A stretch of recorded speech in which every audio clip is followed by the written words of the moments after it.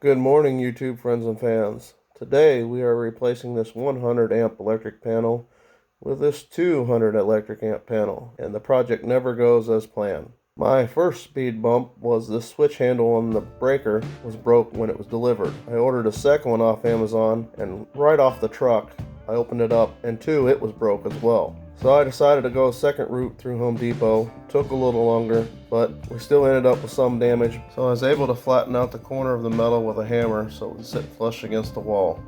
KZ Creations thanks you for watching. Please press the red subscribe button for more featured videos in the future. Now on with the show. So to safely work on the panel inside, we had to disconnect the glass meter here. So you lift up the panel and that meter will pull out, and then you're safe to go. We are changing this panel out because it is already maxed beyond capacity. I want to add a welder and a hookup for the RV. We started by cutting out the drywall where the new panel would go, and along the way we found our wires were damaged and other problems to resolve. One problem I did not expect was trying to find this fastener. It was harder than expected. You can see the white wire that goes around the panel. This is a problem for the new panel for space. So we cut it, I marked the wires so we can pull them back in and know what they do. Always remember, you're not far from burning down your own home.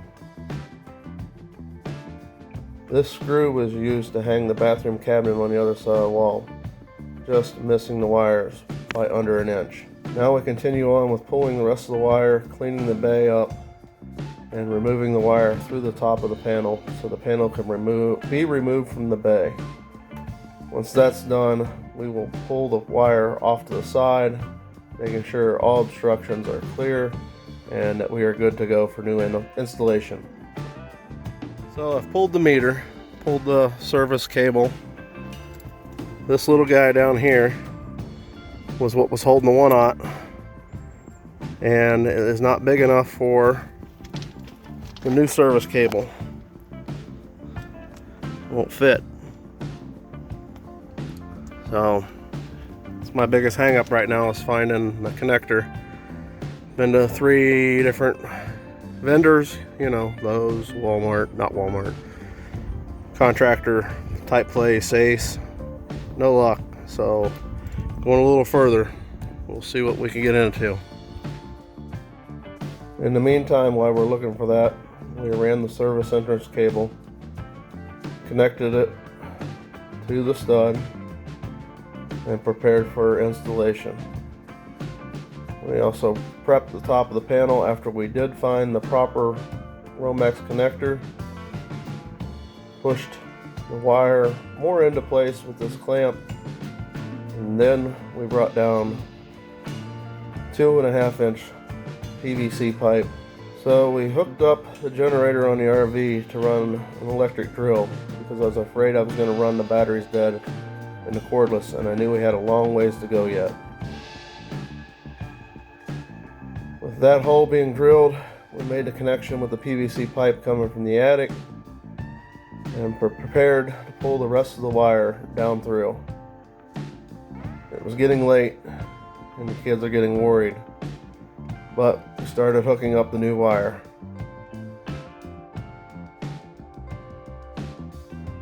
This is all the tools that were needed and a few more.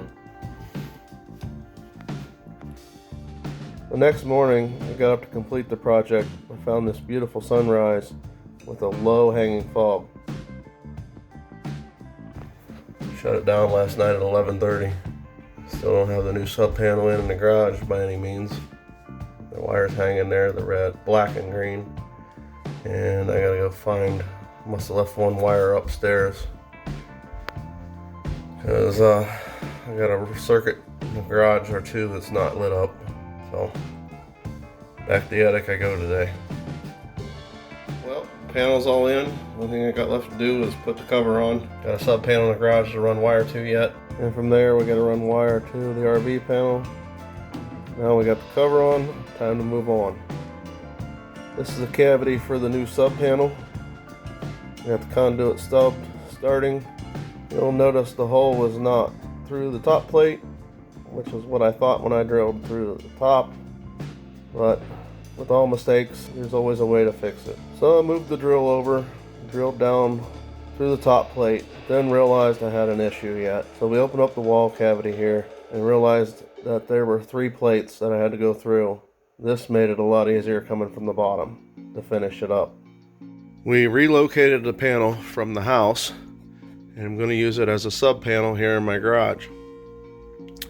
I do not need all these circuits, but it's next to impossible to buy a new door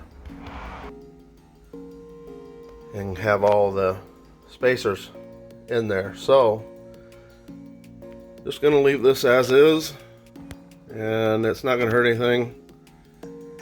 And then up through the ceiling here, we've got the conduit coming down, and I'll finish pulling the wire. Save you the boredom of watching me install the wire in this panel.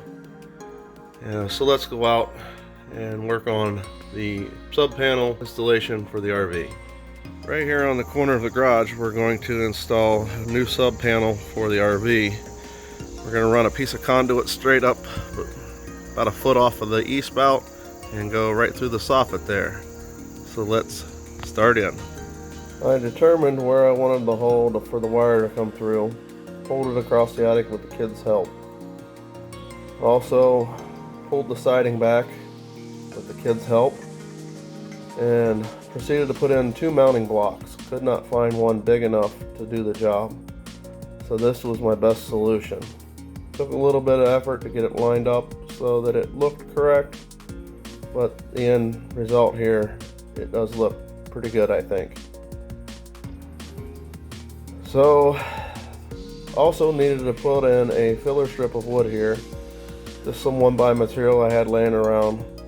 We glued it and screwed it so it was the right dimension to fit the hole, and then slowly put the caps back on, not to break or damage the caps. From there, the alignment looked pretty good. From here, we're going to use this siding block to take up space for the conduit connector. So I had to cut and match the profile of the siding. It did a fairly good job. Then we whack out and level up the RV panel, put in our hold downs, put in our fasteners, top and bottom. So we've got our block cut. As you can tell, there's room here. So I'm going to have to find some sort of spacer to put behind it. Not sure what we're going to do. I'll fix that down the road here. So we got the final installation of the panel here. Got her installed here, just like I said, through the soffit. And the really nice part is we're in pretty close proximity to the RV. So thanks for watching, friends. Catch you on the next video. Get any questions, leave them in the comments below. I will answer, and I'll try to assist in any way possible. Thank you for watching. Have a great day.